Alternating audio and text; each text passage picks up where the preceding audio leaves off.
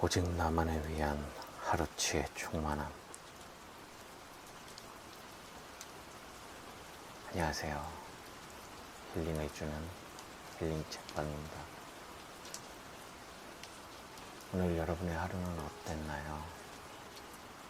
저는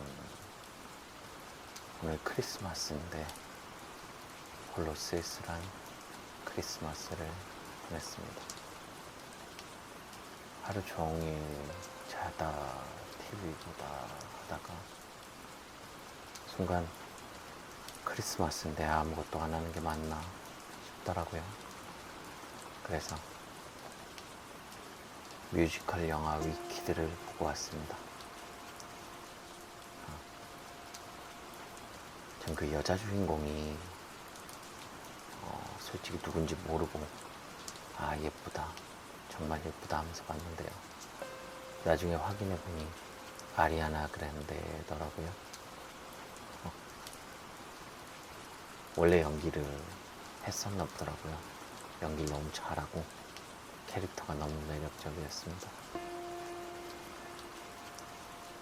오늘 그 영화 한 편 봤는데 그래도 그 한 편 본 걸로 나름 크리스마스가 특별하게 느껴졌습니다. 오늘 여러분들에게 읽어드릴 책은 디아라는 작가가 지은 1일 1명상 1평혼입니다.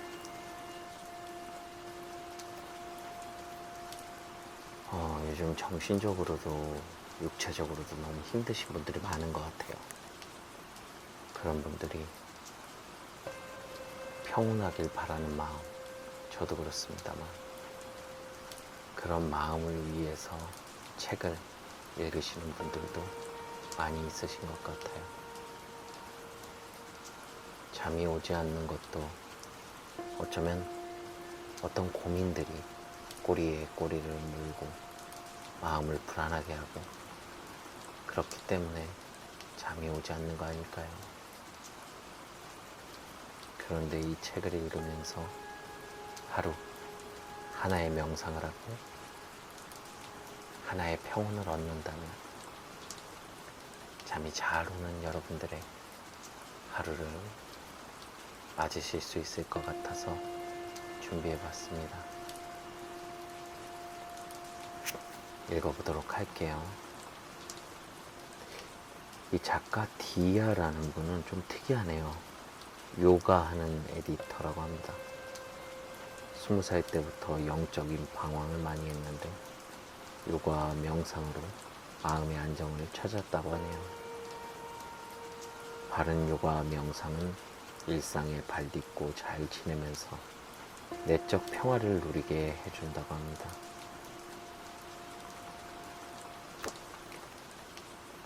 디아님이 쓰신 1일 1명상 1평온 한번 읽어볼 텐데요. 빗소리와 음악소리와 함께 들으시면서 편안하게 주무셨으면 좋겠습니다. 꿀잠 주무세요. 잘 자요. 프롤로그. 요가하는 사람이 왜 그래? 요가의 신, 요가는 나. 저는 22살에 요가를 처음 배웠어요. 겨우 석 달이었지만 제가 무려 요가의 신인 줄 알았어요. 유연성이나 체력이 나쁘지 않다는 사실에 우쭐거리며 비기너만이 가질 수 있는 귀여운 착각에 빠졌죠. 그때는 유연성이 곧 요가인 줄 알았어요. 몸을 쭉쭉 늘리고 땀을 빼는 다이어트. 그게 제 머릿속 요가의 전부였어요. 한참 뒤 일에 쫓기다가 몸이 망가지는 걸 느끼고 다시 요가를 찾았죠. 다시 만난 요가는 달랐어요. 이번에 저는 좀 우스꽝스러울 정도로 비장했어요. 요가는 곧 나야. 마음 공부로 채울 수 없었던 어떤 지점을 요가가 팍팍 건드려 주니까, 거기다 건강까지 좋아지니까 내 인생을 바쳐 탐구해야 할 영역이라는 생각이 들었어요. 운동 너머에 뭔가가 더 있는 것 같아. 그게 뭐지? 그땐 이런 질문을 달고 살았어요. 한편으로는 이렇게 재미난 것을 하면서 돈까지 번다면 얼마나 좋을까 하는 현실적인 욕망이 생겼어요. 물론 저는 북 에디터로서 제가 좋아하는 일을 하고 있었어요. 그렇지만 조직에서 벗어나고 싶은 마음은 누구나 있잖아요. 얼른 프리랜서가 되어서 투잡해야지 로 마음이 기울더군요. 제 눈에는 요가 선생님이란 직업이 조금의 유연성과 체력이 따라주면 해도 되는 것으로, 그러니까 만만한 일로 보였거든요. 책 쓰고 편집하면서 얼마든지 할 수 있는 일이라 생각했어요. 수련도 열심히 하고 프리랜서로 일도 잘하고 요가도 잘 가르칠 거야. 회사에서 이런 생각을 하며 혼자 흐뭇해하던 생각이 나요. 실제로 그 뒤 퇴사하고 프리랜서가 되어 수련, 수업, 책 작업을 하며 살고 있어요. 미래 계획은 없지만 하루의 틀을 잘 지켜가는 지금의 삶이 참 좋습니다. 인생의 묘미, 다만. 역시 인생의 묘미는 다만이나 그러나 그렇지만에 있는 걸까요? 제가 선택했고 만족스럽게 여기는 이 삶에도 다만이 붙더라고요. 완벽해 보였던 그 하루의 틀에 말이죠. 처음 3, 4년은 자리를 잡아가느라 정신이 없었고 웬만큼 안정되고 나니 슬럼프가 오더군요. 머릿속이 복잡해지고 뭐든 생각만큼 안 되는 기분이었어요. 어느 날은 왜 슬럼프에 빠졌는지 진지하게 돌아봤어요. 고개를 갸웃거리며 요모조모 돌아본 끝에 그럴 수밖에 없었다는 결론을 얻었어요. 요가를 가르치는 걸 다른 일을 하면서 해도 되는 만만한 일로 봤다고 했죠. 그런 제 생각에 걸려 넘어진 거예요. 올 것이 온 거죠. 어떤 분야건 깊이가 생기려면 시간과 열정과 노력과 눈물이 필요해요. 하면 할수록 어려워지기도 하고요. 그러나 갈수록 더 많은 공부를 해야 하죠. 1만 시간의 법칙은 정말 잘 연구된 박수 쳐주고 싶은 이론이에요.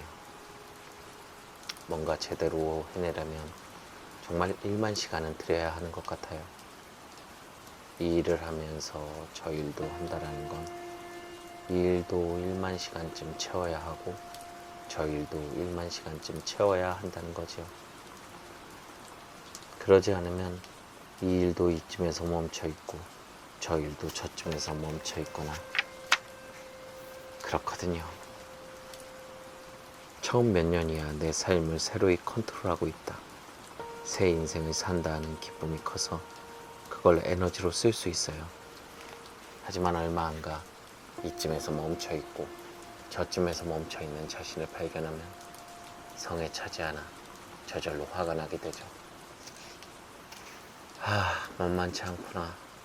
요가 수련도 발전해야 하고 요가 수업도 좋아져야 하고 책 쓰기도 잘해야 하고 편집 일도 잘 이어가야 하는데 더 좋아져야 하고 더 잘해야만 하는 것들이 자꾸 늘어났어요. 하지만 몸은 하나잖아요. 마음처럼 되는 게 한 가지도 없는 거예요. 그러면서 자꾸 우울해지고 짜증이 나더군요. 그런 시기에는 원래 잘하던 것도 안 되기 마련이에요.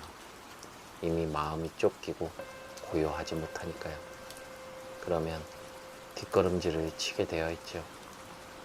하나의 마음을 쏟아도 어려운 과제들인데 두 다리, 세 다리로 뻗어 있는 느낌이었어요. 예를 들면 출렁다리 위에서 저글링을 하는 기분이랄까요. 한창 심할 때는 정말 머리가 돌 것 같았어요. 실제로 턱이 굽고 목이 뻣뻣해져서 경추신경 1번과 2번에 문제가 생겼어요. 머리가 뱅글뱅글 도는 어지럼증이 걸려서 자주 누워 있었답니다. 역시 몸은 거짓말을 못해요. 익숙한 느낌 속으로. 뭐지 이 익숙한 느낌은? 자꾸 아파 누워있으면서 강한 기시감을 느꼈어요. 사회생활을 할 때 아니, 더 어렸을 때부터 줄곧 함께 해온 익숙한 느낌 속으로 다시 돌아온 거예요. 다들 잘 아는 그 느낌 말이에요. 더 잘해야 해. 나는 왜 이것밖에 안 될까? 보통 요가하면 비워내는 데서 얻는 행복을 떠올리잖아요. 그런데 요가마저 남들보다 잘해야 하는, 어제보다 나아야 하는, 지치지 않고 계속해야 하는 것으로 생각하고 있었어요. 그러면서도 자꾸 도망가려 하는 익숙한 마음자리로 돌아온 거예요. 요가를 하고 있는데도 이렇게 된다는 사실이 너무 부끄러웠어요. 요가하는 사람이 왜 그래요? 라는 말이 들을 것 같고, 내가 도대체 요가를 어떻게 하고 있나 싶어졌죠. 제가 어디 가서 요가 한다고 하면, 네, 딱 요가 선생님 같아요. 라는 말을 많이 듣거든요. 마음을 잘 비울 것 같은 인상을 주나 봐요. 그런데 저는 자신을 알아요.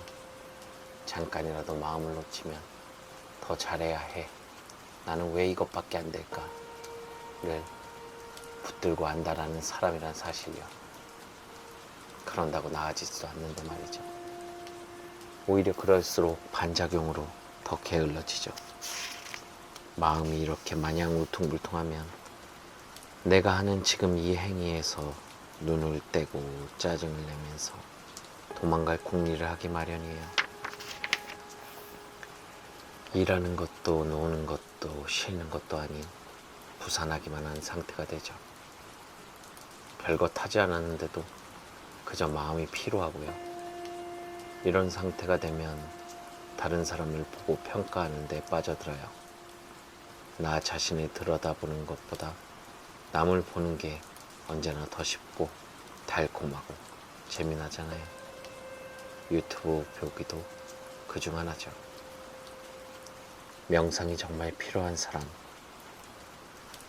명상을 잘할 것 같은 저는 실은 명상이 언제나 필요한 사람이에요. 요가도 명상의 한 종류지만 저로서는 마음을 더 직접적으로 들여다보는 방식의 명상을 함께 해야 했어요. 제 마음의 어느 지점에 걸려서 넘어졌는지 자신을 좀 더 솔직하게 봐야겠다는 생각이 들더군요. 무엇보다 일상부터 좀 더 성실하게 살아야겠다고 생각했어요. 그때부터 저에게 마음 지켜보기에 관한 과제를 하나씩 내어주었어요. 으르렁거리다가 제풀에 지쳐 쓰러지곤 하는 저를 일으켜 세우기 위해서요. 여러 명상법 가운데 도움됐던 것을 응용하거나 살면서 나름대로 발견한 것을 소박한 하루치의 과제로 만들었어요. 명상 매뉴얼이라기보다는 명상이라 할 만한 것일지라도 모르겠네요. 그 과제는 하루에 한 가지면 충분하더라고요. 그 이상은 머리가 기억하지 못해요. 하루에 한 가지 명상을 틈틈이 반복하면서 고요함을, 민감함을, 열린 마음을 길러가려고 합니다. 이는 오로지 저를 위한 마음 공부 워크북이었는데 이렇게 노트북 밖으로 나오게 되었어요. 글을 다시 손보면서 제 경험과 마음 공부에 대한 개념, 철학이 필요하면 조금 더 얹었습니다. 이 책이 읽기용이 아니라 워크북이 되기를 바랍니다. 책을 하루에 다 읽고 던져두기보다는 한 꼭지만 읽고 그에 대해 사색하거나 명상법이 소개된 꼭지라면 읽어 좀 틈틈이 해보면 어떨까 해요. 저도 그런 용도로 읽는 책들이 있어요. 전철 이동 중에 한두 꼭지만 읽고 맛을 느낍니다.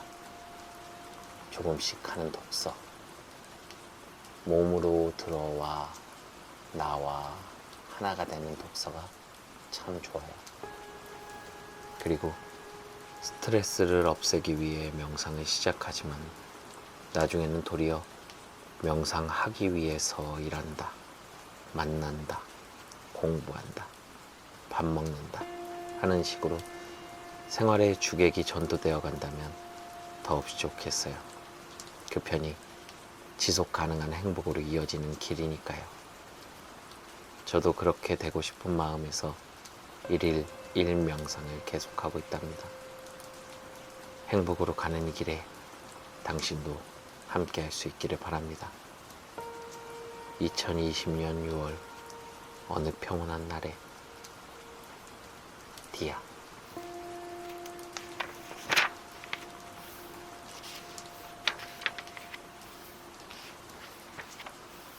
1장 명상이 필요할 때.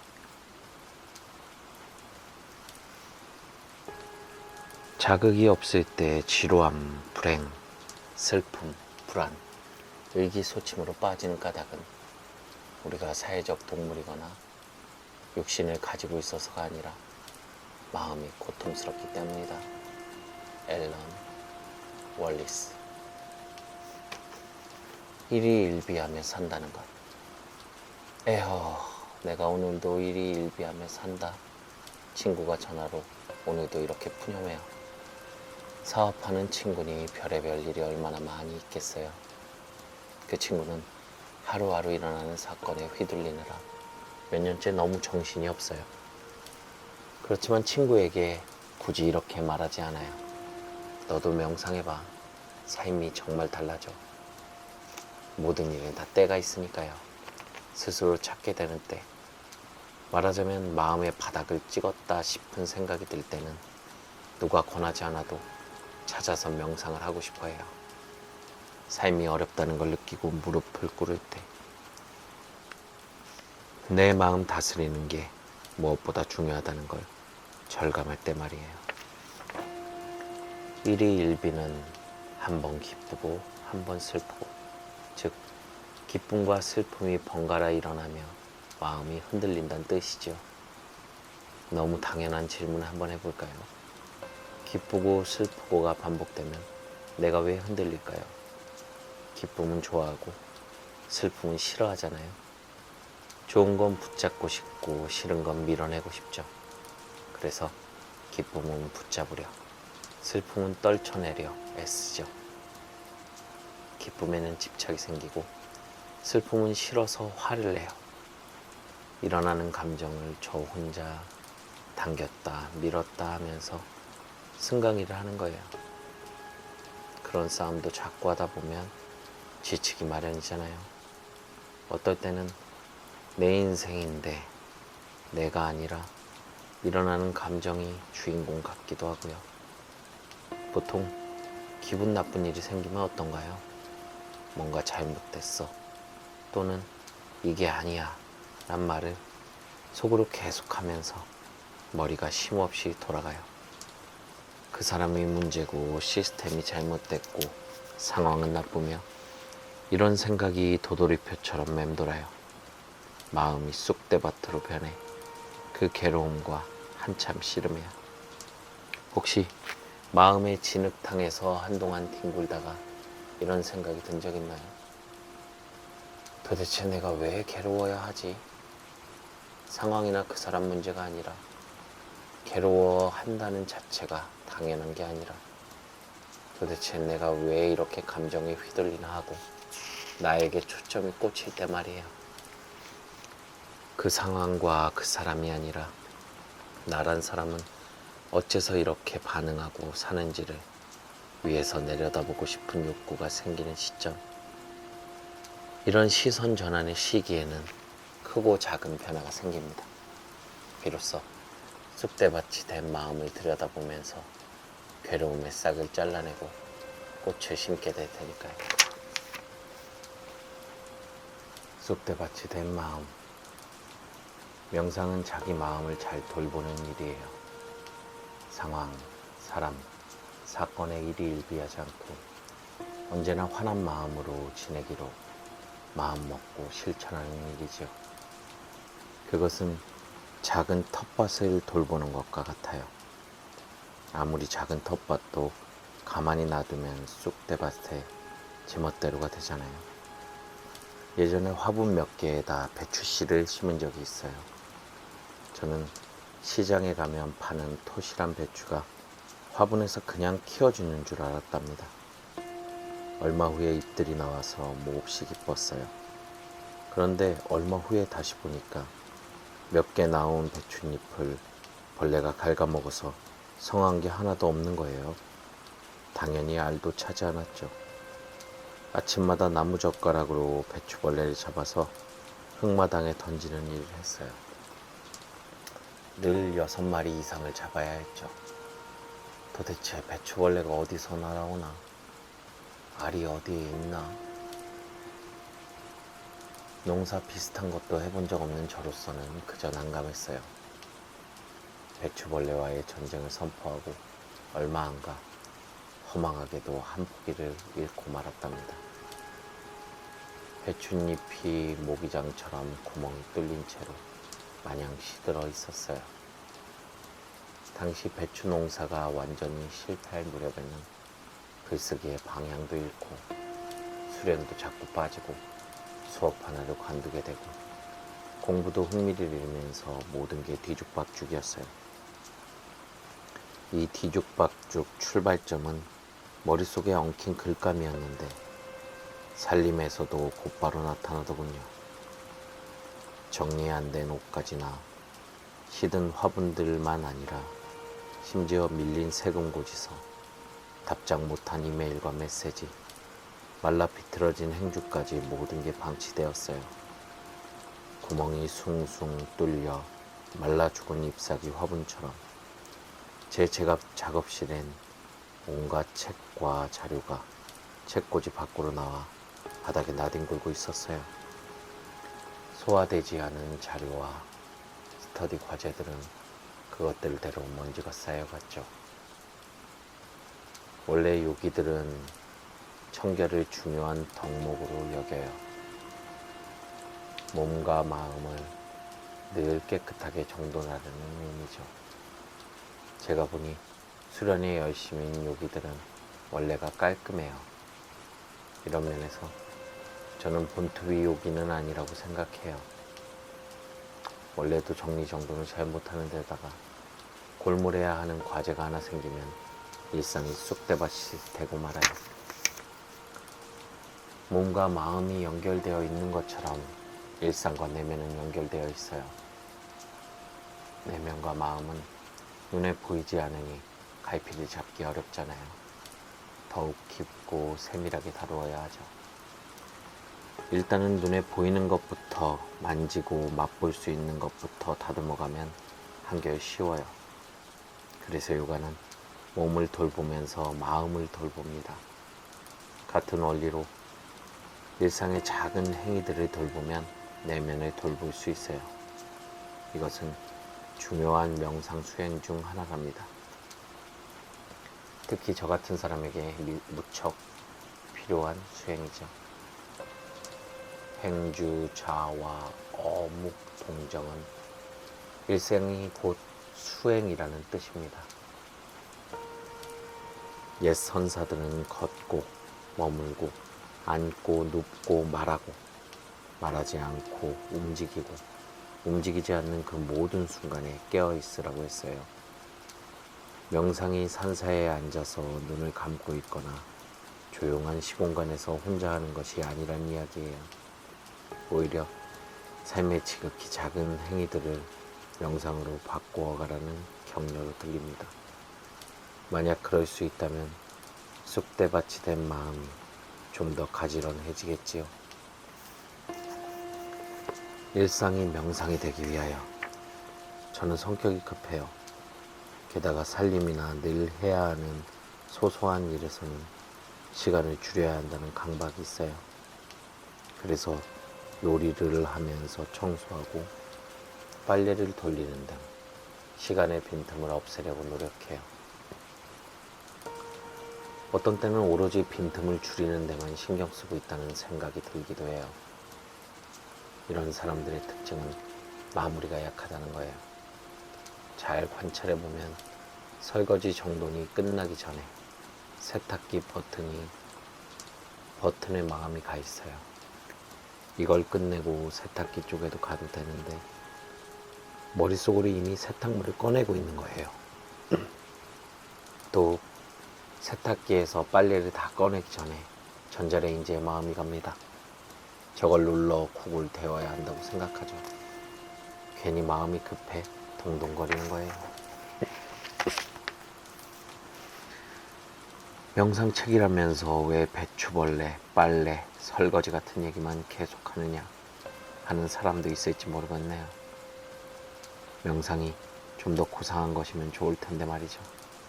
그런데 실은 이게 명상의 핵심이에요. 빨래할 때 빨래하고, 설거지할 때 설거지하고, 책 볼 때 책 보는 집중된 흐름을 민감하게 이어가는 일이죠. 그러면 무엇이 달라지는데요? 그런 행위에 좀 더 마음을 쏟을 때 내 생각, 내 미래, 내 과거, 내 돈, 내 가족 등의 생각 더미에서 멀어지고 나라는 존재 자체가 희미해져요. 내가 하는 설거지가 아니라 설거지를 하는 어떤 사람으로 한 발 물러나서 보게 되죠.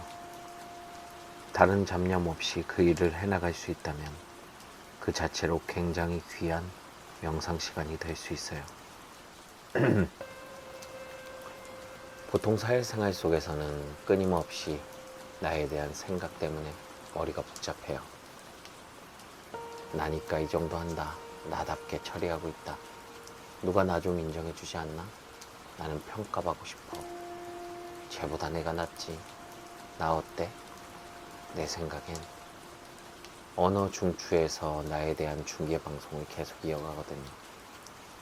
그 방송에 마음을 빼앗기기는 너무 쉬워요. 왜냐하면 다 내 이야기니까요. 멀리서도 누가 내 이야기라면 귀에 바로 꽂히듯이 나는 나에게 엄청나게 관심이 많아요.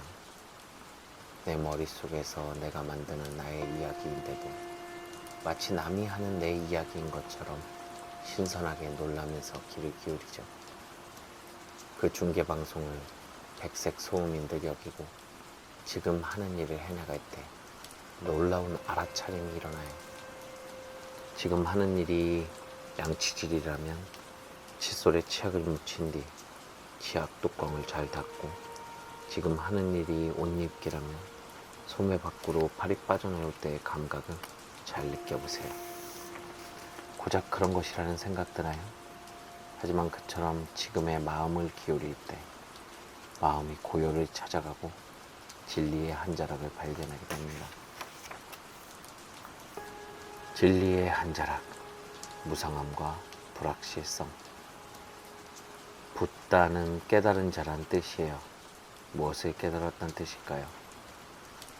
다르마, 우주의 진리, 법칙을 알았단 말이에요.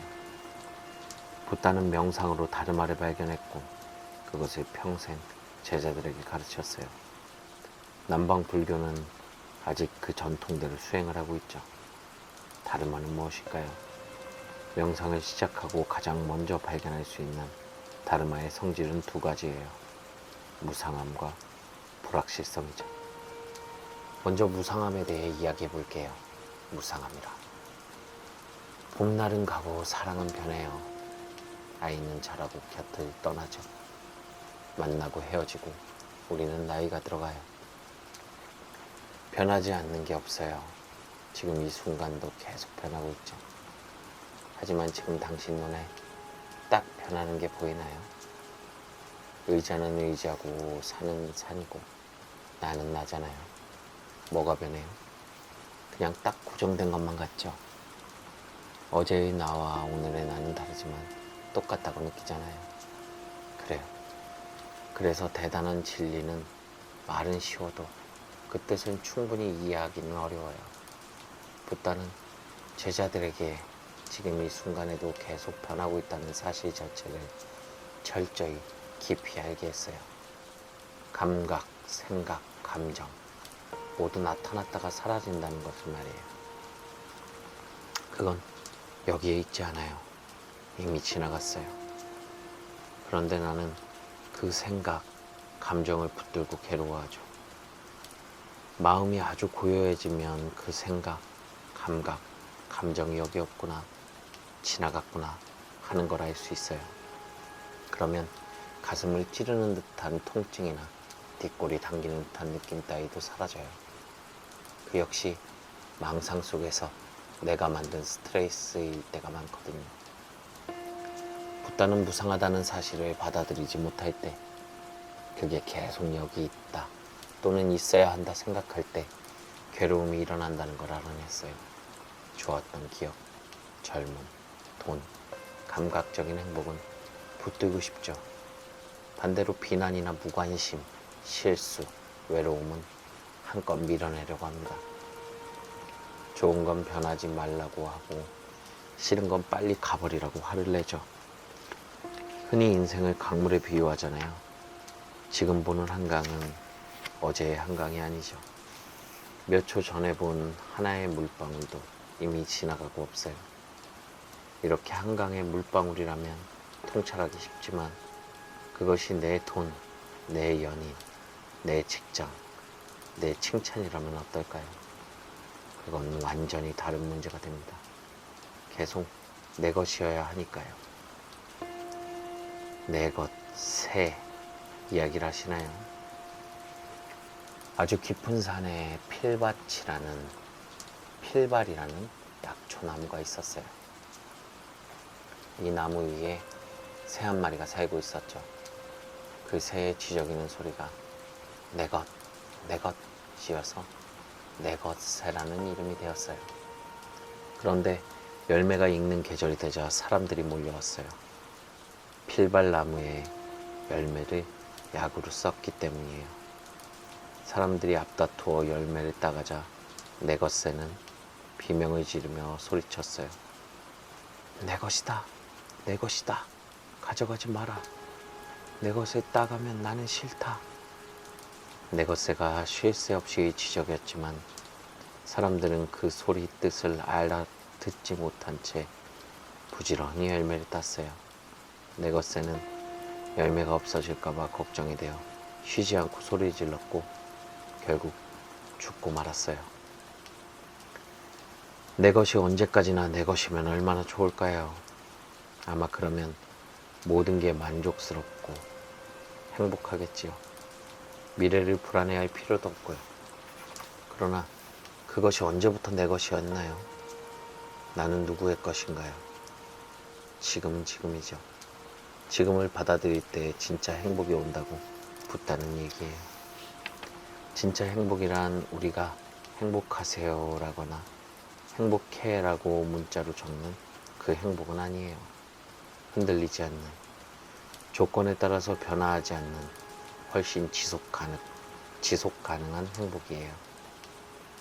여기서 중요한 건 붓다는 인생이 원래 괴로움이지만 그 괴로움 자체를 소멸할 수 있으면 그 방법을 명상에서 찾았고 실제로 자신의 삶 자체를 행복함으로 구현해 보였다는 사실이에요. 언뜻 무상함을 받아들인다는 건 행복이 아니라 불행처럼 여겨지죠. 그런데 무상함을 받아들인다고 누가 내 미래를 가져가나요? 그건 나의 두려움일 뿐이죠. 또 쉽게 무기력에 빠질까요? 오히려 열린 눈으로 삶을 보게 될 거예요. 바로 다르마의 성격 중 두 번째인 불확실성을 받아들이게 되는 거죠. 이 이야기를 매우 일상적인 교훈으로 푼다면 이렇게 될 듯해요. 행복해지려면 소소하게는 그 사람에게 해주되 집착하지 말고 해주고 일을 열심히 하되 기대하지 않고 하라. 하고 싶은 노력은 하되 습관적인 걱정은 빼고 해라. 이렇게 살아갈 때, 아니 이렇게 살아가는 연습을 해나갈 때 어떤 상황에서든 만족하고 행복할 수 있다.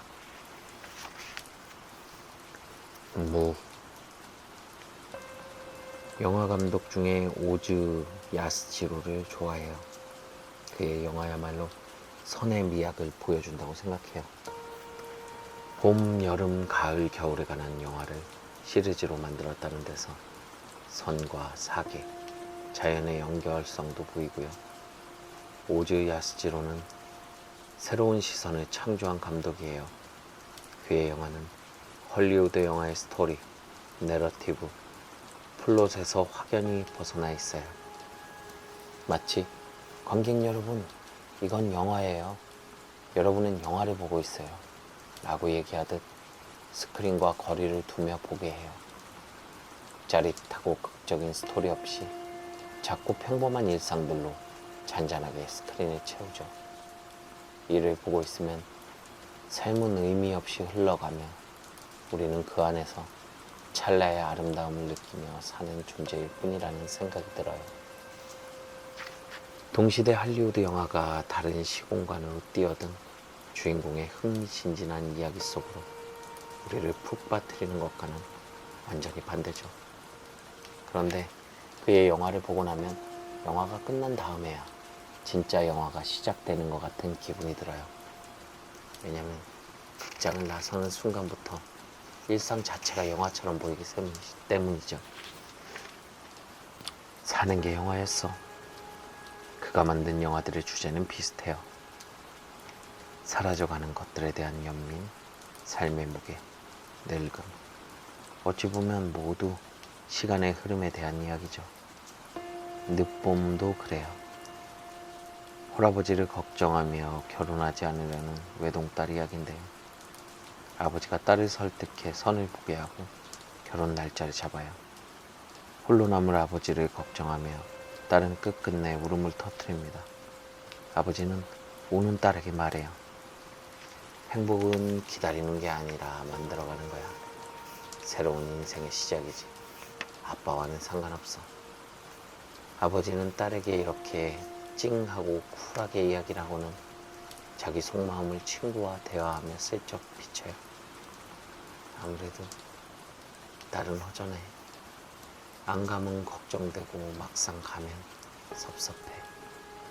영화는 딸의 마음과 아버지의 마음을 나란히 펼쳐 보여주지만 그 아쉬움과 슬픔, 못다한 이야기 등은 애써 봉합하지 않아요. 그리고 인생이란 따위의 이야기도 하지 않죠. 하지만 영화를 보고 있자면 인생이란에 대해 저절로 생각하게 돼요. 또 인물들의 정리되지 않은 감정이 그냥 삶 자체처럼 느껴져요. 느슨한 내러티브, 불쑥불쑥 튀어나오는 진심, 그리고 이 모든 게 시간과 함께 흘러가리라는 사실. 오즈 야스지로는 그런 비슷비슷한 이야기를 평생 만들었어요. 무려 50여 편이 넘는 작업을 했으니 예술보다는 노동하듯 영화를 만들며 산 셈이죠. 그리고 마치 영화처럼 60살 자기 생일에 세상을 떠났어요. 시선을 창조하는 바람에 생전에는 이상한 영화를 만드는 감독 취급을 받았죠. 죽은 다음에야 천재로 인정받았어요. 그는 자기 삶의 예견이라도 한 듯 묘비에 한 글자만 남기도록 당부했어요. 무. 저는 이런 지점에 전율합니다. 삶은 결국 다 무라고 하더라도 삶 자체는 아름다울 수 있어요. 덧없기 때문에. 그럼에도 의미를 만들려 하기 때문에. 그래서 지금 우리의 눈물은 소중하답니다. 삶의 초심자. 나는 왜 이렇게 힘든 거야? 이런 말이 자꾸 툭툭 튀어나오죠. 글쎄요. 왜일까요? 담담하게 이야기한다면 내 마음에는 잠재적인 요소가 무수히 숨어 있다가 조건이 만들어졌을 때 불쑥 어떤 사건이 되어 나타나요. 그런데 불쑥들만 보고 있으면 이해하기 어렵죠. 도대체 내 마음의 뿌리 중에 무엇이 이 불쑥을 만들어낼까? 이렇게 질문할 줄 안다면 명상에 소질이 있는 거예요. 보통은 누가 나를 이렇게 힘들게 하나? 무엇이 나를 힘들게 하나? 하고 묻거든요. 그런 질문은 답도 훨씬 분명해요. 내 마음이 그대로니까요. 저는 요가를 가르치는 일이 말 그대로 요가 동작을 가르치는 일인 줄 알았어요. 그런데 마음을 관찰하는 일이었더라고요. 이때 마음이란 타인의 마음, 인류의 마음이 아니었어요. 오직 내 마음이 기본 텍스트였어요.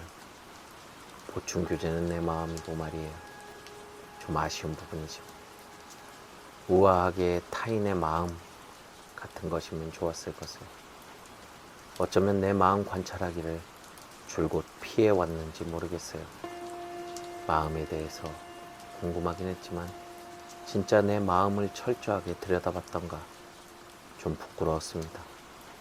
시간이 흐를수록 내가 하는 일이 진짜 무언가를 좀 더 생각하게 되었나 봐요.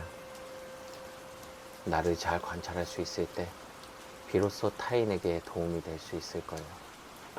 솔직히 누가 누굴 가르치나요? 내가 나를 가르칠 수 있다면 그 자체로 매우 훌륭하다고 생각해요. 아마도 이 생각이 이 작업을 하는 이유이자 목적이 아닐까 합니다. 우린 다 자기대로의 삶을 살잖아요. 무척 잘 살지는 못해도 잘 살려고 애쓰면서 살아가죠. 그건 우리가 삶의 숙련자가 아니기 때문이에요. 아무리 나이를 먹었다 해도 어떤 직업인으로서 경험이 풍부하다 해도 그 누구도 삶의 숙련자는 아니잖아요. 그저 다 비기너죠. 지금 이 나이는 처음이고 이런 곳에서 이런 일을 하며 이런 사람들과 이런 생각 속에서 살게 될 줄 누가 알았겠어요. 그런데 저를 관찰해보니 제 머릿속만큼은 제가 초심자가 아니더라고요. 나는 말이야, 내 생각에는 나로서는 머릿속에 온통 잘난 나밖에 없었어요. 그러다 보니 좀 더 잘해야 하는, 뭘 좀 보여줘야 하는, 누가 잘난 척하면 참을 수 없는, 그러나 용기가 모자라서 속으로 감정을 사귀며 우울해하고 권태에 빠지고 회의감이 몰려오는 그런 나였죠. 계속 그러고 있더군요. 참 우습죠. 살면 얼마나 살아봤다고, 알면 또 얼마나 안다고, 해봤으면 또 얼마나 해봤다고. 쇼펜하우어가 이렇게 말했다고 하죠. 인생이란 욕망을 충족시키기 위한 투쟁과 그것이 만족했을 때 엄습해오는 권태 사이에서 마치 시계추처럼 왔다 갔다 할 뿐이다. 제 마음은 투쟁과 권태 사이를 왔다 갔다 하고 있음이 분명했어요. 흔한 마음병 하나. 제 마음을 몸의 반응으로 관찰해 본 적이 있어요. 마음을 바로 보기는 어렵고 마음은 몸으로 말을 하니까요. 하루 동안 제 몸에서 일어나는 반응을 관찰해 봤어요. 일단은 몸이 언제 작아지는지, 반대로 언제 여유로워지는지 한번 체크해 봤어요. 재미난 사실을 발견했죠. 하루에도 몇 번씩 아주 미묘하게 작아지고 쭈그러지고 힘이 빠져나가더라고요.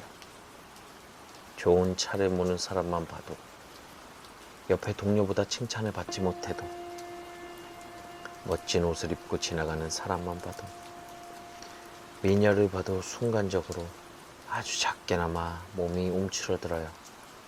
나보다 조건이 나은 사람들 앞에선 그리 되더라고요. 박사 앞에서는 말을 더 조심스럽게 한다거나, 부자 앞에서는 등이 꼿꼿하게 펴지지 않는다거나, 부자 앞에서는 작던 목소리가 나보다 못 사는 듯해 보이는 사람 앞에서는 좀 더 커지고 말끝도 분명해져요.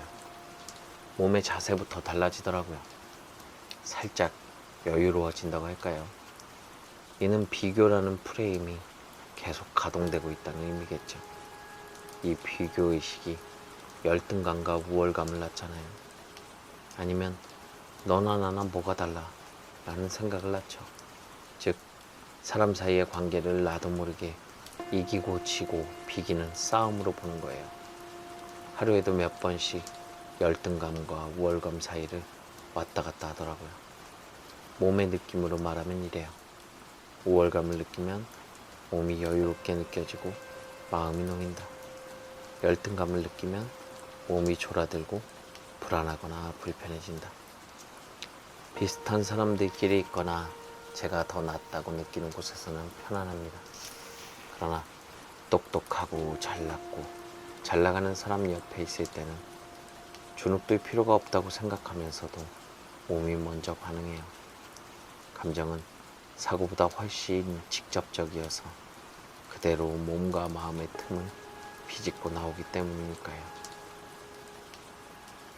이런 몸, 마음의 비교의식에 따른 반응은 아무래도 사회문화적인 영향이 컸겠죠.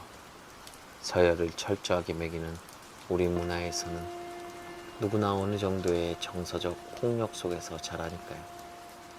제 몸 하나 놓고 관찰했지만 이는 대부분 사람이 흔히 겪는 마음의 병 가운데 하나죠.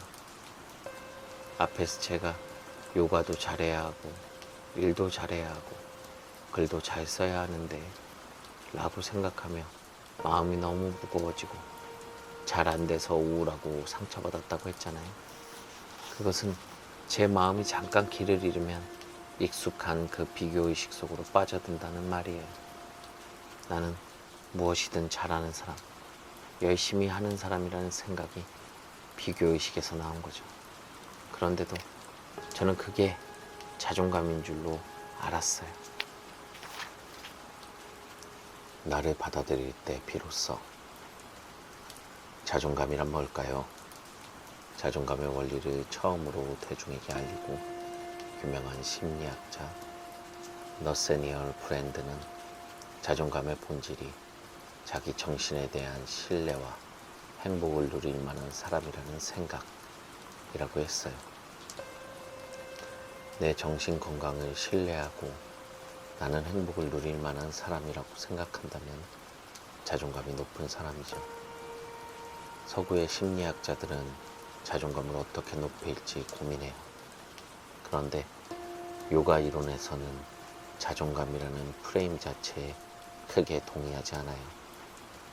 자존감이 조건에 따라 변하는 성질이 있기 때문이에요. 프레임 자체가 완전하지 않다고 보는 거죠.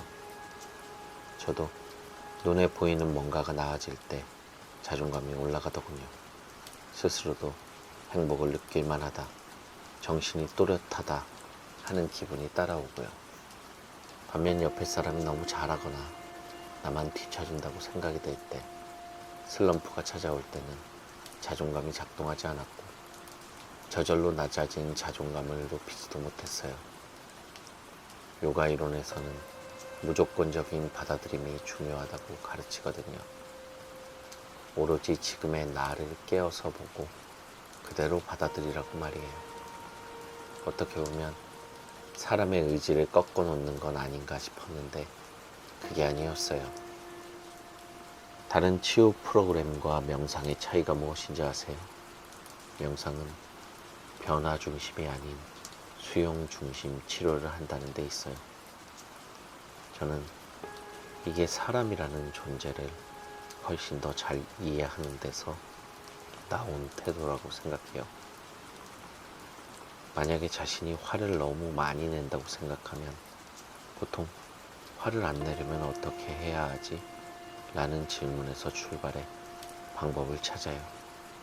그러다 보면 그럴싸한 방법이 나타나고 나도 잘만 하면 저렇게 바뀔 수 있겠구나 생각하죠. 실제로 해보면 거의 잘 안 되는데 말이에요. 그런데 화를 안 내는 게 목표가 아니고 화가 일어나는 과정을 좀 이해해보고 싶다고 생각하면 달라져요. 화는 남이 가져다 주는 부분인 것 같지만 실은 내 안에서 일어나거든요. 내가 어떤 부분에서 화를 내는지, 어떨 때 화가 커지는지, 왜 나는 화를 많이 내는 사람이 되었는지, 즉 자기 관찰을 하는 거죠.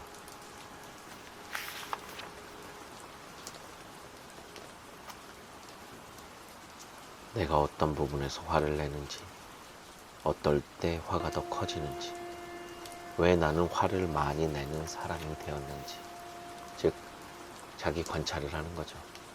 그러다 보면 화에서 한 발 물러서면서 신기하게도 통제한 것이 아닌데 화가 점점 줄어요. 나를 알아가려는 자세를 가졌을 뿐인데 말이죠. 화에 휩쓸리거나 화를 싫어하지 않고 그저 지켜보는 일은 낯설어요. 화를 통제해야 한다고 생각하니까요. 하지만 화를 보는 연습을 하면 화와 나 사이에 공간이 생겨요. 그 공간이 사람을 변화시킵니다. 인간 중심 치료의 창시자 칼 로저스도 이런 얘기를 했어요. 내가 나를 있는 그대로 받아들였을 때 그때 나는 변화할 수 있다. 지금의 나를 잘 받아들이는 일은 좋은 변화로 이끌어요. 잘 받아들이기가 나아감으로 연결되는 거예요. 신기한 일이죠. 문장으로 써놓고 보면 논리가 영 맞지 않잖아요. 지금을 받아들이는데 그게 왜 나아가며 둘은 반대 아닌가? 언어적 모순을 느껴요. 그러나 이런 마음의 원리는 내 마음을 잘 관찰하면서 알아갈 수 있답니다. 명상에 관한 오해들, 신비 체험이다. 명상이라고 하면 흔히 산사에서 눈을 감고 있는 모습을 떠올리죠. 아니면 혼자 촛불을 켜놓고 바라보거나 먼 곳을 보며 멀뚱하게 서 있는 이미지도 있고요. 명상의 어원인 산스크리트어 바와나에는 닦다와 기르다라는 뜻이 있어요. 그러니까 마음을 닦고 선한 의도를 길러가는 연습이 명상인 거죠. 이를 조금 확장하면 세상 보는 방식을 좋게 해서 삶의 의미를 만들어내는 훈련이라고 볼 수도 있어요. 단순하게는 내 호흡을 알아차리는 일도, 내가 잘 안다는 마음을 내려놓고 초심자로 돌아가는 일도, 고정관념에서 물러나 보는 것도, 나 자신과 세상에 민감한 마음을 가지는 일도, 그저 차나 한 잔 정성스럽게 마시는 일도 다 명상이에요. 물론 촛불을 보고 있거나 경고등을 외우면서 마음을 하나로 모으는 명상법도 있습니다만 그것은 마음을 모으기 위한 훈련의 하나로 보고 싶어요. 명상은 이렇게나 풍요로운 개념이어서 일상과 딱 달라붙어 있습니다. 깊은 산사나 무슨 센터에 가서 하는 특별한 활동이 아니고 걷고 먹고 말하고 청소하는 지극히 일상적인 일에서 내 모습을 발견하는 일의 총칭이에요. 열심히 해야 하는 공부다. 명상을 키워드로 검색해보면 유발 하란이나 팀 페리스, 잭 콘필드를 비롯하여 명상에 빠진 할리우드 스타와 유명인의 이야기를 쉽게 만날 수 있어요. 또 명상법이나 명상의 효과, 명상의 원리가 잘 정리된 사이트도 많이 찾을 수 있어요. 하지만 중요한 건 내가 명상에 빠져보는 일이죠. 명상을 그저 지적인 과정으로 접근하면 효과는 남의 이야기가 되고 말아요. 명상은 바깥에 있는 어떤 삶의 체계를 배우는 과정이 아니고 철저하게 내 삶에서 해보는 과정이니까요. 즉 공부의 영역이 아니라 연습의 영역이라는 뜻이에요. 많이 알아야 하는 게 아니고 아는 한두 가지를 자주 연습하면서 자기 경험을 얻어야 해요. 그러므로 명상을 오래 했다, 처음 했다는 중요하지 않아요.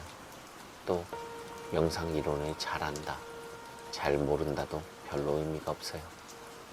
명상할 때는 그저 이 순간에 내가 나와 세상을 잘 만나고 있나? 많이 의미 있는 질문이죠. 종교적 의식이다. 명상은 동양의 수행 문화를 비롯했으므로 초기 불교 이야기가 많이 나올 수밖에 없어요. 그렇지만 명상을 하기 위해 불교도가 될 필요는 없답니다.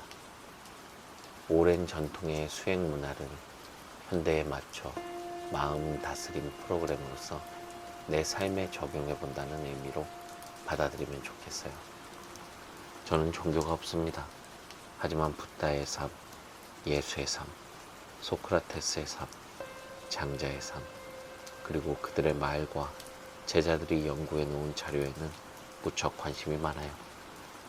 영상을 대할 때는 신도로서가 아니라 호기심 많은 학생으로서가 가장 좋은 것 같아요. 하면 좋은 것이고 부차적이다. 3년 동안 세미나에서 동의보감 거의 전문을 읽어봤어요. 동의보감은 전문 의학서로서는 처음으로 유네스코 세계기록유산에 등재되었죠. 16세기까지의 동아시아 의학 등을 집대성한 25권의 책이고요. 오늘날의 시선으로 보면 의학과 철학이 어우러진 의학 교양서에 가깝죠. 동의보감은 목차만 책 한 권 분량이에요. 본문은 물론이고 관련 참고 서적까지 읽어야 하니 한 10년 열심히 들여다보지 않고서는 감히 공부했다고 이야기하기는 머쓱하죠. 다만 동양의학의 큰 그림으로 훑어보니 주제가 무엇인지는 이해할 수 있었어요. 당대의 의학서니까 외과적인 치료법인 병인 등도 상세하게 나와 있지만 핵심은 예방의학과 양생이에요. 그러니까 병에 걸리기 전에 잘 돌보자. 생의 기쁨을 길러가자. 그러면 사람답게 잘 살 수 있다는 내용이에요. 무엇보다 예방의학 부분은 마음 수양의 권고로 많이 채워져 있어요. 당시 성리학자들에게는 마음 수양이 매우 중시되었기에 아무래도 그 사상적 영향을 많이 받았죠. 그렇지만 동양 철학의 바탕은 거의라고 해도 좋을 정도로 마음 수양이 주축을 이룹니다. 심지어 의학책에서도 감각 절제와 함께 마음 수양이 병을 막는데 가장 기본이 되는 요소라고 밝히고 있어요. 어떻게 보면 모두가 아는 내용 같지만 현대의학에서는 마음 수양을 건강의 필수 요소로 꼽진 않잖아요. 마음 수양보다는 건강검진이나 식이조절, 꾸준한 운동 등을 우선순위에 놓지요. 동양의 고전들은 이 마음 수양을 하면 좋은 것이라거나 표면 또는 부차적인 것이 아니라 가장 중요한 알맹이로 받아들입니다. 그건 명상가들의 의견과 완전히 일치해요. 맞는 사람이 따로 있다? 명상을 하면 자꾸 졸려요.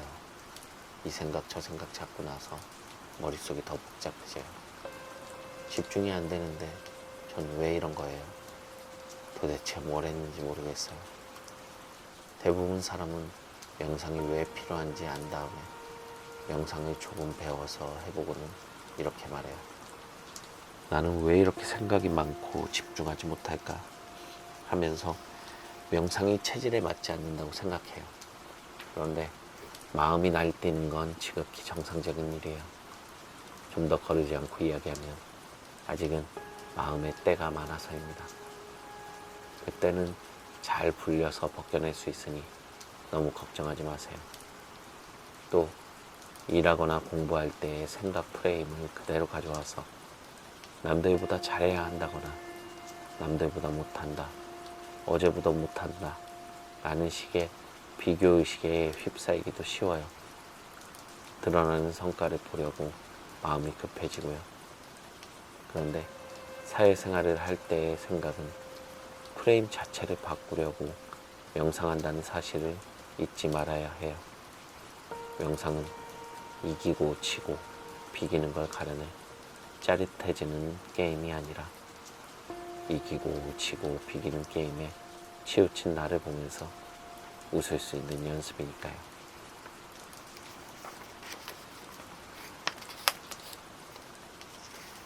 2장 명상으로 좋아지는 것들. 명상은 언제나 자기 자신을 뛰어넘게 해주는 초월의 경험. 다시 말해서 우리는 언제나 커다란 전체의 일부라는 깨달음을 준다. 올리 슈나베. 포스가 자고 있어. 저는 어릴 때 TV 주말의 명화 프로그램을 봤던 스타워즈의 한 대사를 억양과 템포까지 또렷이 기억해요. 동굴에서 요다가 포스를 깨우려는 루크에게 강조하는 말이죠. 마인드 컨트롤. 인연 있는 말은 어린 귀에도 확 꽂히는 걸까요? 마인드 컨트롤은 요가를 하면서 제대로 만났어요. 요가 경전 중 가장 오래된 문헌으로는 파탄잘리가 쓴 요가 수트라를 꼽아요. 그 첫머리쯤에 요가를 찌따 브리띠 리로다로 설명하는데요. 찌따는 마음, 브리띠는 움직이는 상태, 니로다는 정지나 죽음을 의미해요. 정리하면 마음 작용 억제가 되고 영어로는 마인드 컨트롤로 번역하죠.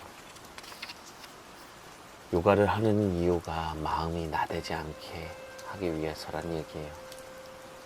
깊은 동굴에서 포스를 깨우려고 했던 루크는 요가 수행 중이었던 셈이죠. 원래 요가는 고전 철학의 한 학파입니다. 갈래가 많지만 어느 학파든 머릿속 위로뿐만 아니라 자기 경험과 수행을 강조해서 행이 무척 중요한 분야예요. 스타워즈에서는 고전 요가의 영향이 많이 보여요.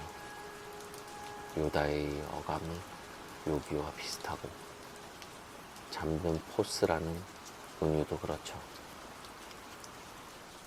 쿤달리니 요가에서는 내 안에 잠든 에너지를 깨우고 그걸 끄집어내고는 고행, 노력을 강조하거든요.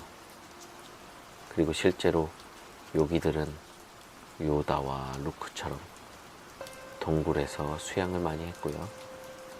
감독인 조지 루커스가 청년기였던 1960년대부터 세계적으로 히피 문화가 퍼져나갔어요. 히피들이 사랑하는 성지는 인도였고 비틀즈가 그 문화에 선봉에 섰죠. 이때 동양의 수행 문화인 요가와 명상이 신비의 베일에 쌓인 채 서양에 들어갔어요. 미국이 베트남전에 수렁에 빠져들자 젊은이들 사이에서 반전 문화가 들불처럼 일어났고 명상도 붐이 일면서 그때까지 낮춰보던 동양 문화를 새롭게 보는 계기가 만들어졌어요. 아마도 스티브 잡스가 명상을 했다는 이야기는 많이 들어봤을 거예요. 잡스는 조지 루커스와 11살밖에 차이가 안 나요. 같은 문화적 영향권에 있었던 인물이기도 하죠. 그러니까 당대 서구의 젊은이들과 지식인들은 경제적 풍요와 대비되는 정신적 결핍에 천착했고 이를 채우려는 갈망이 있었어요. 그때 요가와 명상을 발견한 거예요. 자기 삶에서 빠진 자기네들 문화에서 찾을 수 없었던 정신 수양 문화를 그 안에서 본 거죠. 이후 명상 수행, 요가 등이 대중적이고 상업적이고 그런 프로그램으로 화돼서 사람들에게 많은 사랑을 받았어요.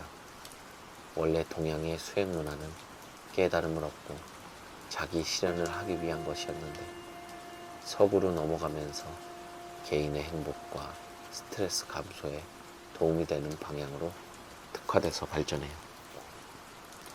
의학계에서도 명상의 효과에 대한 연구가 함께 이루어지면서 과학적으로 검증되었어요. 명상 프로그램 중 MBSR은 1990년대 후반부터 미국에서 의료보험이 적용되고 있어요. 50년 전쯤에 날아간 동양의 홀씨가 오히려 서양에서 더 무성하게 자라나 꽃을 피운 셈이에요. 마인드 컨트롤. 다시 스타워즈 이야기로 돌아가 보죠.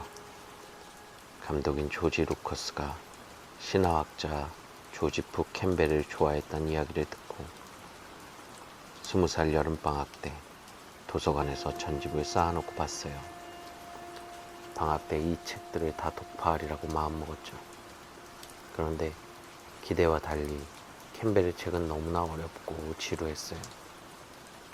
도서관에서 졸기만 했어요. 그런데 한참 뒤에 해설서나 역금집을 보다가 다시 흥미가 생겼고 이를 계기로 신화를 좋아하게 됐어요. 영화 촬영지도 가봤는데 미술 감독의 대단한 창의력이 발휘된 줄 알았으나 영화 장면 그대로여서 김이 빠졌어요.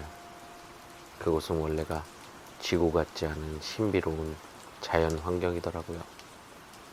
어쨌든 스타워즈에서 비롯한 이런저런 호기심의 끝은 바로 요가에서 마인드 컨트롤이란 말을 만났을 때예요. 마치 삶의 퍼즐 한 조각이 맞춰진 것 같아 전율했답니다. 생각해보니 스타워즈는 신화, 대자연, 요가, 수행, 포스처럼 저 같은 부류의 사람들이 좋아하는 것을 한데 묻혀놓은 영화였어요. 어떤 부류의 사람들 말일까요? 바로 삶과 자연과 그 근원을 노래하고 싶어하는 전혀 위험하지 않은 사람들이지만 엉뚱하게도 무예를 익히고 사는 사람들이요. 적을 무찌르기 위해서가 아니라 내 안에 적을 무찌른다거나 자기 자신을 알리기 위해서라는 무협지에나 나올 법한 비장함을 사랑하는 이들이죠. 이들은 조금 진지해서 옆에서 보면 웃길 만큼 자기만의 생활 법칙을 가지고 있어요. 세상 한가운데 세워두면 엉뚱하고 어쩐지 위태로워 보이지만 한때 사회에 적응하지 못하고 방황도 했지만 다행히 어른이 되어서는 자기만의 세계 속에서 재미있게 살아요. 이들은 공통적으로 자기 안에 있는 뭔가를 끄집어내서 닦아간다는 이야기에 끌리기 마련이에요. 미세먼지를 들이마시며 나선 출근길에서도 자연의 삶, 자기 안에 뭔가를 끄집어내는 숭고함을 동경하죠. 왜 사는가? 가면에서 유래해 외부로 보이는 인격을 나타내는 페르소나라는 용어가 있죠. 사람마다 다양한 페르소나를 가지고 있는데 저는 사회적으로 수련자라는 페르소나를 자주 쓰고 살아요. 그 페르소나는 어른이 되어서 사회에 한 발을 담그며 살더라도 왜 사는가를 자주 묻게 하죠. 그 덕분에 사회에 두 발 다 담궈둔 사람이 왜 살지? 같은 의문에 빠질 때 어디서 주워들은 이야기를 더듬더듬 내밀기도 하고요. 아마도 그 이야기들은 요다가 했던 마인드 컨트롤에서 벗어나지 않을 거예요. 사람이 어떻게 살아야 하는지, 궁극적으로 무엇을 추구해야 사람다운지를 세대와 세대가 이어지면서 정리된 게 바로 그 말이니까요. 마인드 컨트롤이란 말은 유서가 꽤 깊답니다. 요가 수트라가 기원전 2세기경에 쓰였으니 그 말이 쓰인 지는 적어도 2000년이 넘었죠.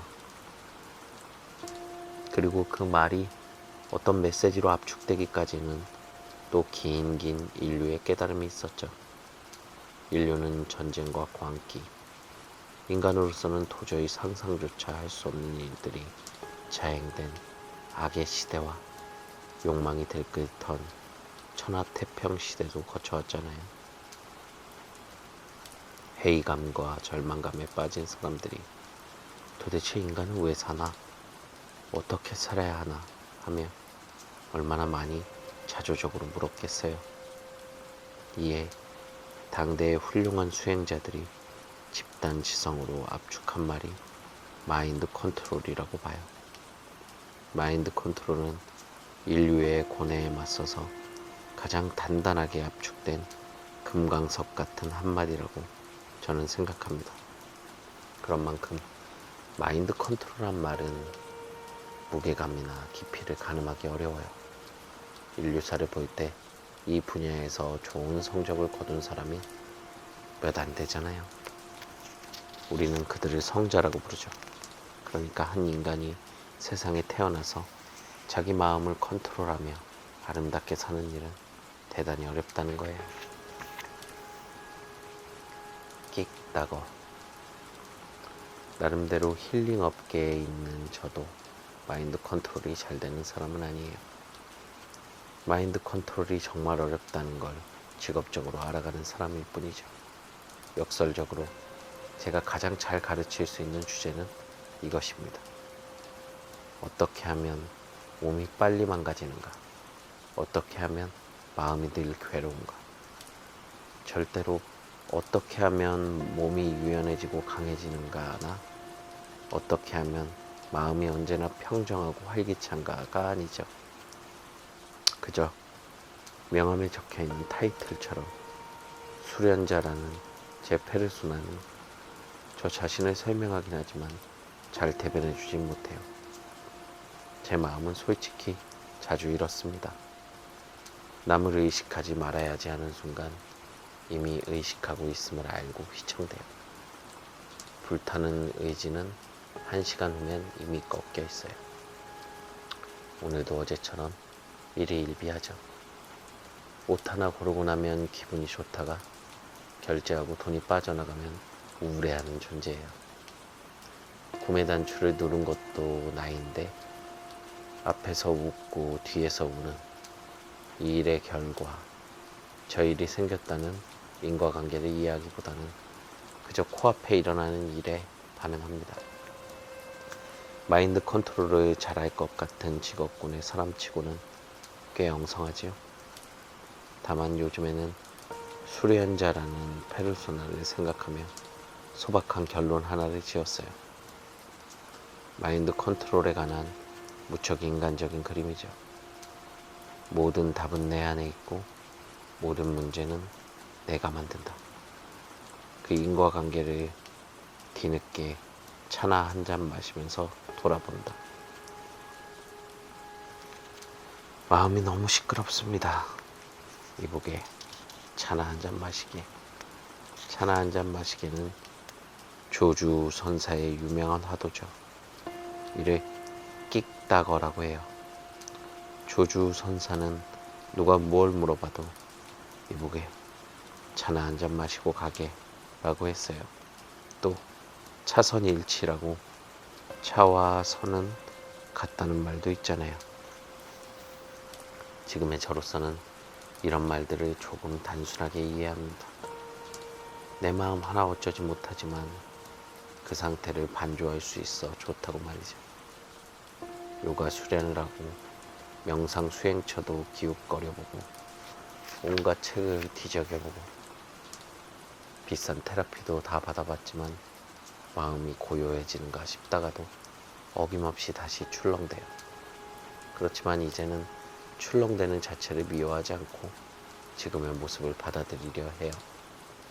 이런 받아들임은 선선하다는 기분을 만들어줍니다. 뭐든 그때그때 잘 파악하고 대처하고 싶지만 아직은 역량을 키워나가는 중이니까 서툴러도 괜찮다고 말해주는 거죠. 여기에 요가는 차를 마실 때만큼은 온 몸과 마음으로 마셔야 한다는 디테일을 가르치고요. 이때 차를 온 마음으로 마신다와 인과관계를 돌아본다는 명상의 큰 두 갈래 방향을 보여줘요. 온 마음으로 마신다는 한 대상의 마음을 모으는 대상 집중 명상 방식이고, 인과관계를 깨닫는다는 마음 작용을 들여다보는 통찰 명상 방식이에요. 명상의 종류는 매우 많지만 크게 이 둘에서 벗어나지 않아요. 명상의 두 갈래. 대상 집중 방식의 명상은 마음을 가라앉히는 데 중점을 둡니다. 그리고 마음 작용을 관하는 통찰 명상은 지혜를 길러주죠. 물론 두 방식 다 지렛대처럼 활용해야 해요. 우선은 마음을 고요하게 만들 줄 알아야 내 마음을 보면서 지혜를 얻을 수 있겠죠. 또 마음만 고요해서는 지혜가 길러지기 어려워요. 무엇보다 지혜는 지식이 아니라서 자료를 읽어 얻는 형태가 아니고 행이 중요하죠. 삶 속에서 계속 부딪히며 해나가야 하는 일이니까요. 대상 집중 명상에서는 하나의 대상에 마음을 붙들어매는 훈련을 합니다. 이 방식은 집중력과 몰입력을 높여줘요. 예를 들어 몸을 대상으로 수련한다면 건강이 좋아지겠지요. 어떤 대상을 붙잡든 마음을 모으는 연습만 잘해도 분명히 더 좋은 삶을 살 수가 있어요. 마음을 모으지 않으면 작은 일도 잘 되기 어렵잖아요. 마음을 잘 모을 수 있게 됐다면 자기 마음 작용을 관찰해야 하는 겁니다.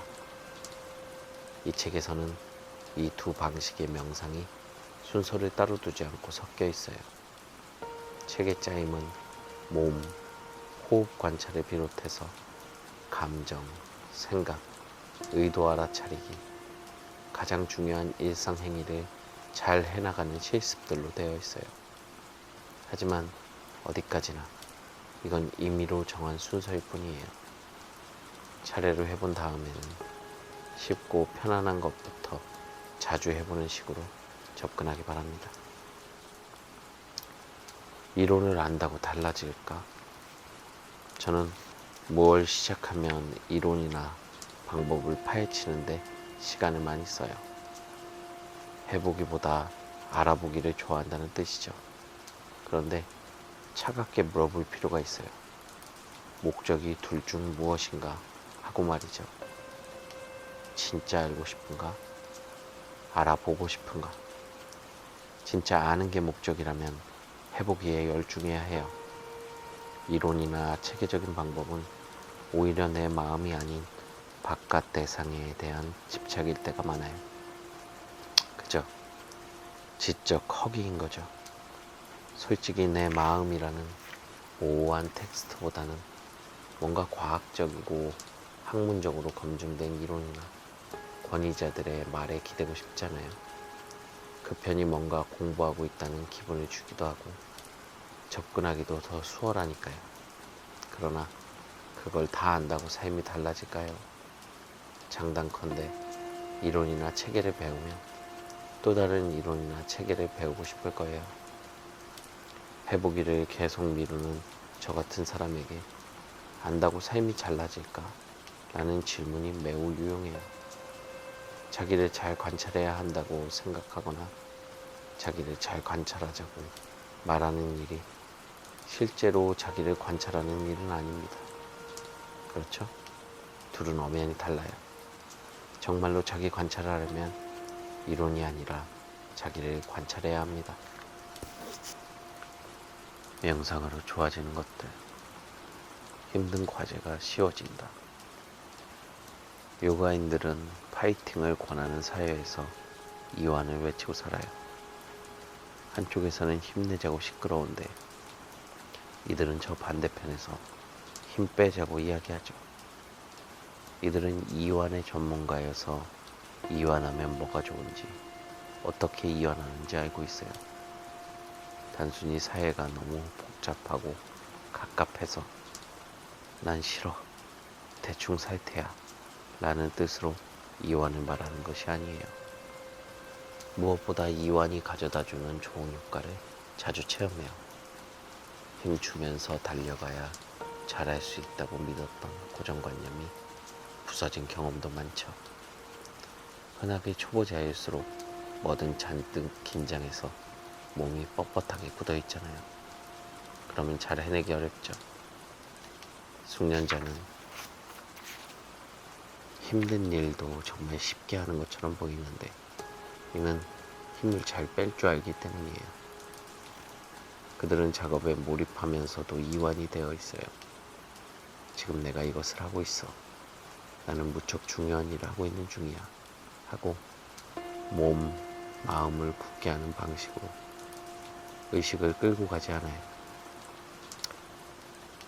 내가 한다. 이건 중요한 일이다. 같은 생각 자체를 하지 않고 그냥 해요. 이것이 이완의 놀라운 점이죠. 근육의 이완은 마음의 이완으로 이루어져서 심적인 안정감을 줘요. 그러면 뭐든 잘할 수 있는 환경이 되죠. 그런 경험을 하다 보면 억지로 힘을 내려고 하거나 힘을 내야 할 텐데 하면서 걱정하는 일이 불필요하다는 사실을 알게 됩니다. 잘하려는 마음을 빼고 가도 괜찮고 힘주면서 해야 하는 줄 알았던 일은 그냥 해도 되며 오히려 그럴 때 자기답게 할 수 있다는 걸 이완하며 스스로 깨달아요. 모든 명상은 일단 마음의 이완을 이끌어요. 마음이 편안해지고 몸이 부드럽지만 활력이 넘치게 됨으로써 힘든 과제가 쉬워질 수 있답니다. 쾌락이 온다. 예전에는 즉흥 춤을 배우는 한 친구가 너무 재미있다는 거예요. 즉흥 춤의 매력이 뭐냐고 물었더니 갑자기 귓속말로 섹스하는 것 같다 라고 답하더군요. 섹스 이야기만 나오면 동공이 커지는 게 사람의 심리죠. 어째서? 이렇게 물었지만 설명하기는 어렵다는 듯 입술을 삐쭉 내밀고 어깨를 으쓱하더군요. 그 이야기는 잊어버리고 몇 년이 지나서 우연히 즉흥 무브먼트 워크숍에 참여했어요. 알고 보니 유명한 남자 무용수와 파트너가 되었어요. 함께 즉흥적으로 계속 움직였는데 끈적한 터치가 전혀 없었는데도 예전에 그 친구가 한 이야기가 무엇인지 이해가 되더군요. 마치 한 사람이 된 것처럼 본능적으로 호흡에 따라서 일어나는 예기치 않은 그러나 굉장히 부드럽게 허용되는 둘만의 어떤 흐름이 생겨요. 짧지 않은 시간 함께 했는데 1초 1초 생생하게 깨어 있었죠. 춤이 이런 행태라면 몇 시간을 출 수도 있겠다 싶었어요. 흐름, 몰입감, 이완, 깨어있음, 합일됨. 이런 요소는 섹스에서 기대하고 충족되는 것들이죠. 섹스는 어째서 강렬한 감각적 쾌락을 주나요? 그 쾌락의 한가운데 마음의 깊은 이완이 있기 때문이에요. 가장 강렬한 감각적 쾌락은 사실 추구하고 있던 것들을 모두 포기하고 몸 자체를 이완하는 데서 일어난다. 대부분의 사람에게 이러한 이완은 필요로 하던 대상을 얻은 후에만 일어난다. 그러나 밖에서 뭔가를 추구하기보다 이완해서 자신의 유기체를 경험하는 것은 배운다면 쾌락의 경험이 내재되어 있다는 것을 이완된 상태에서 발견할 것이다. 요가를 통한 심리치료 수아미 아자야. 요가로 경험하는 깊은 이완 역시 즉흥 춤, 즉흥 무브먼트 그리고 섹스와도 닮았는지 몰라요. 다만 그 쾌락이 타인이나 어떤 상황이 충족되었을 때가 아니라 내재해 있음을 안다는 점이 다르죠. 또한 처음엔 달콤하지만 끝에는 독이 묻어있는 쾌락과 다른 정신적 쾌락을 주죠. 이 쾌락은 사람을 더 큰 갈망으로 빠뜨리지 않고 햇볕 좋은 곳으로 건져 올려요. 이완을 잘하면 대단한 행복을 경험할 때와 비슷한 상태가 됩니다. 그 누구도 부럽지 않은 내적 만족감이 올라오니까요. 첫 책, 마음이 헤맬 때 몸이 하는 말들에서 지금 당장 행복해지라고 하면 사람들이 어떻게 해야 할지 모르기 때문에 마음을 이완해서 행복을 경험하게 한다는 원리로 설명했어요. 요가는 몸을 통해서 마음까지 이완하는 움직이는 명상법이에요. 마음을 이완하면 저절로 건강해지고 집중력도 높아지며 정신력도 강해집니다. 삶의 우선순위를 알게 된다. 명상으로 마음을 이완하면 새로운 발견도 하기 쉬워요. 나는 왜 이렇게 살지? 자신의 현재를 돌아보면서 삶의 본질을 생각하게 됩니다. 이상하죠? 이완하면서 삶의 본질을 생각한다니 전혀 기대하지 않았던 효과죠. 삶의 본질 같은 말은 어디까지나 철학의 영역이잖아요. 왜 몸을 이완했는데 마음도 이완이 되고 나중에는 왜 사느냐 같은 철학적인 질문이 이어지느냐. 저는 이것이 몹시 궁금했어요. 사실 너무 자연스럽게 일어나는 일이라서 이완을 잘하는 사람도 이를 명확하게 설명하진 못하더군요. 아니, 굳이 설명할 필요를 못 느낀 게 아닐까 싶어요. 아마도 이런 프로세스 같아요. 이완으로 행복감, 감각적이고 정신적인 쾌락을 느낄 수 있기 때문에 행복이나 만족이 이미 내 안에 있다는 걸 알게 돼요. 행복하기 위해서 뭔가 막 추구하는 그림이 아닌 거죠. 그래서 내가 무엇을 위해 열심히 사냐? 추구하는 게 결국 무엇인가? 지금 추구하는 게 있다면 그럴 만한 가치가 있는 것인가? 같은 질문이 따라오는 거예요. 이미 행복이 내 안에 있고 그걸 꺼낼 수 있는데 나는 무엇을 하고 있지? 무엇을 하면 좋을까? 이런 질문이 다가올 수밖에 없어요. 그러면 삶의 우선순위를 재배열하고 싶은 욕구가 들어요. 중요하지 않은 것은 좀 뒤로, 중요한 것은 앞으로, 좀 더 많이.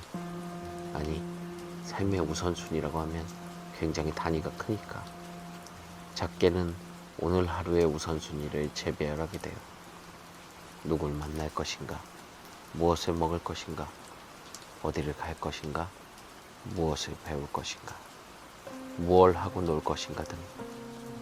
아마도 하루의 우선순위가 생긴다면 그런 하루들이 쌓여서 시간을 만들어 갈 때 인생길이 조금씩 달라지겠지요.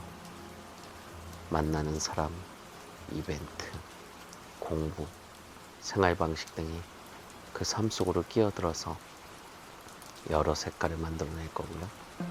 그러니까 몸, 마음의 이완에서 출발한 일이 삶의 색깔을 바꿀 수 있어요. 상쾌한 컨디션을 유지하게 된다. 명상의 역할은 첫째, 몸, 마음의 이완. 둘째, 깨어있기예요. 그중 몸, 마음의 이완을 칭하는 이완 반응은 우리에게 내재되어 있는 자가 치유 수단이죠. 심신치료의 선구자로 불리는 하버드 의대 허버트 벤슨 박사는 이완 반응으로 질병의 80% 정도를 치료할 수 있다는 연구로 학계를 놀라게 했어요. 우리 몸은 스트레스를 받으면 혈압이 높아지고 숨이 가빠지며 심장 박동이 빨라지고 근육의 혈액량이 늘어나서 신진대사율이 증가하는 생리적인 반응으로 나타납니다. 그런 일이 잦으면 고혈압, 심장마비, 뇌졸중과 같은 긴 그림자가 생기죠. 스트레스의 본질은 몸, 마음의 통제력을 앗아가는 거예요. 어쩔 수 없이 당해야 하는 것으로 각인되어 사람을 무기력하게 해요. 몸, 마음을 이완하면 자가 치유 시스템에 불이 켜지는 것과 같아요. 보통 몸이 으슬으슬하다가도 푹 자면 낫잖아요.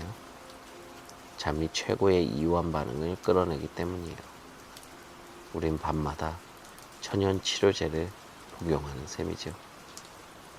한참 일할 시간에도 몸, 마음이 잘 이완한다면 이 같은 효과를 기대할 수 있어요. 낮잠을 잘 잔 것 같은 가뿐한 컨디션을 유지하게 됩니다. 똑똑해진다. 2001년 미국의 신경과학자 마커스 라이클이 아무것도 하지 않을 때의 뇌 사진을 찍어봤어요. 그 결과 사람이 아무것도 안 할 때조차 뇌는 열심히 에너지를 쓰면서 활동한다는 사실이 발견됐어요.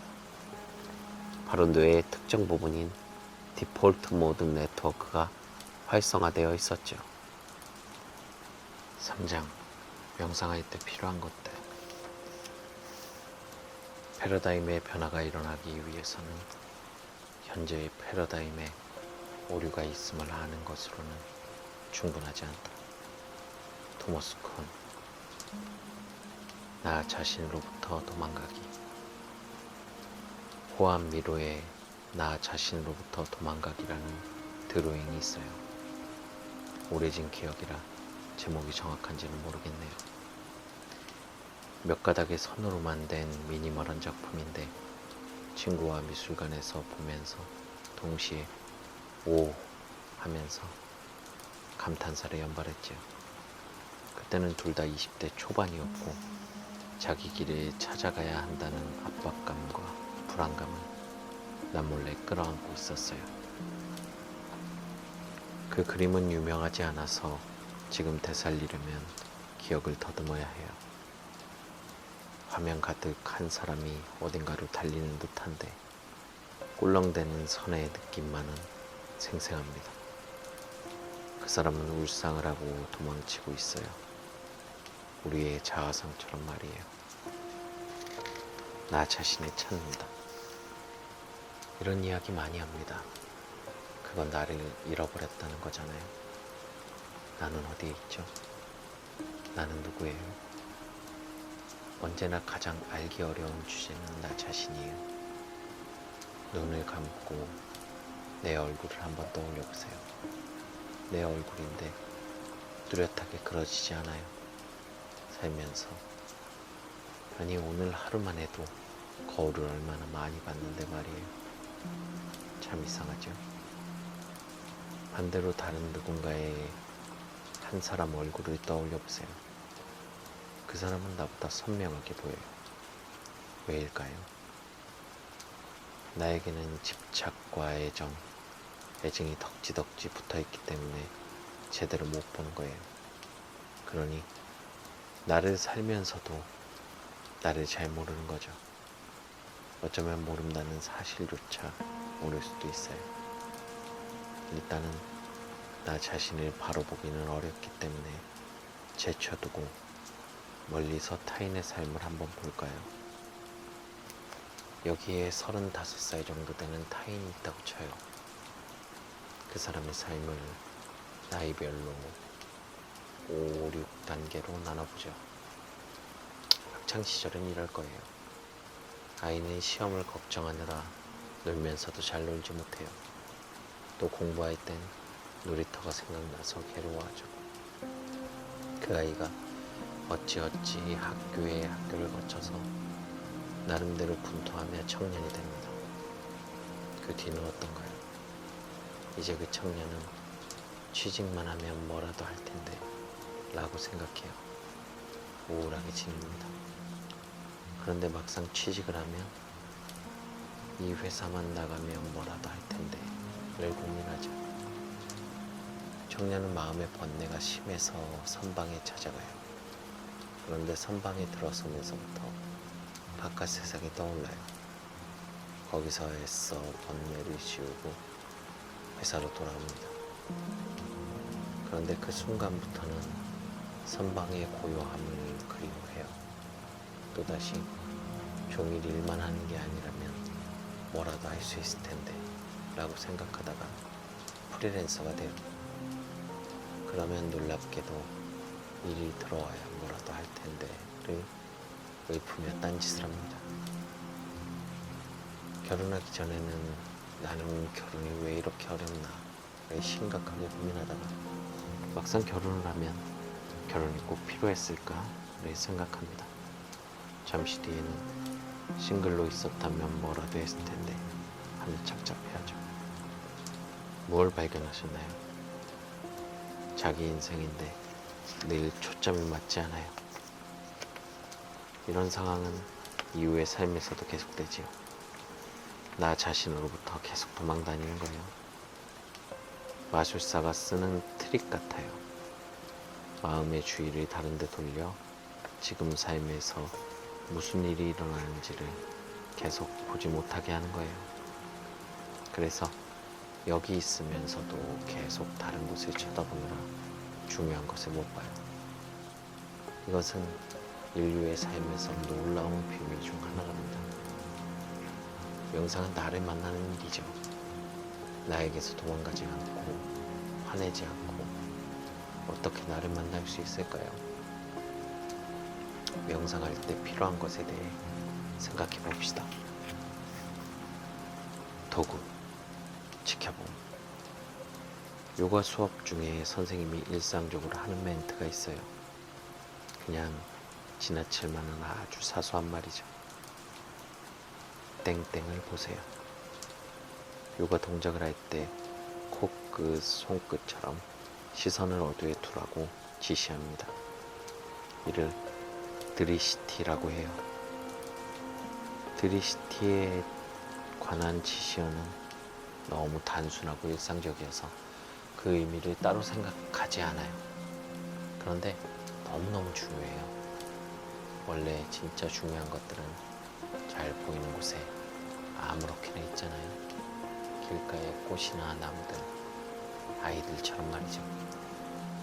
드리시트를 굳이 왜 이야기할까요? 동작을 하는데 어딜 보는 게 왜 중요할까요? 보통 드리시티 지시어는 이렇습니다. 타인을 보고 있으면 나를 보세요.